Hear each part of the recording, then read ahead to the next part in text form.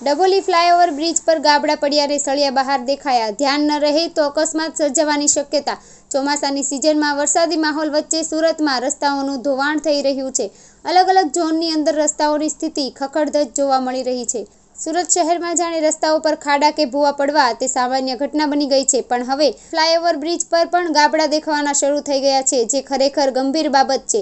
Flyover bridge ઉપર ગાબડા પડતા સુરતમાં જહાંગીરપુરાથી તાપી નદી સામેની તરફ એટલે કે ડભોલી તરફ જવા માટે બનાવેલા બ્રિજ પર ગાબડા પડી ગયા છે. ડામરના રસ્તાઓનું ધોવાણ થાય તો સમજી શકાય, પરંતુ આરસીસીના ફ્લાયઓવર બ્રિજ પર પણ એવી જ સ્થિતિ જોવા મળે તો સ્વાભાવિક રીતે ભ્રષ્ટાચારના આક્ષેપો થાય. લાઈવ બ્રિજ પર ગાબડા ભયજનક સ્થિતિમાં જોવા મળ્યા છે. ભાગ દૂર થઈ જતા સળિયાઓ પણ દેખાઈ રહ્યા છે. આવી સ્થિતિમાં અકસ્માત સર્જાવાનો પણ ડર રહે છે. વાહન ચાલકોનું ધ્યાન ન રહે અને સળિયા ઉપર તરફ આવી જાય તો અકસ્માત થાય એ વાત ચોક્કસ છે.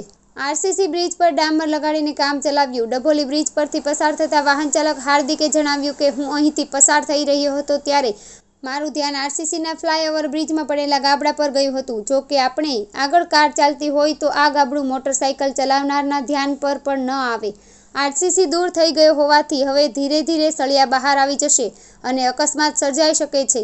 સૌથી વધુ ગંભીર બાબત જોવા મળી છે કે બ્રિજ પર કેટલાક ઠેકાણે સિમેન્ટથી રિપેરિંગ થવું જોઈએ તેની જગ્યાએ ડામર લગાડી દેવામાં આવ્યો છે. આરસીસીના રોડ ઉપર ડામરથી પેચવર્ક કરવામાં આવ્યું હોય તેવું પહેલીવાર જોવા મળ્યું છે. આરસીસી ઉપર ડામર કેવી રીતે ચોંટી શકે? કોર્પોરેશનમાં આ પ્રકારની કામગીરીને કારણે જ અધિકારી અને નેતાઓ ભ્રષ્ટાચાર કરતા હોવાનું દેખાઈ આવે છે.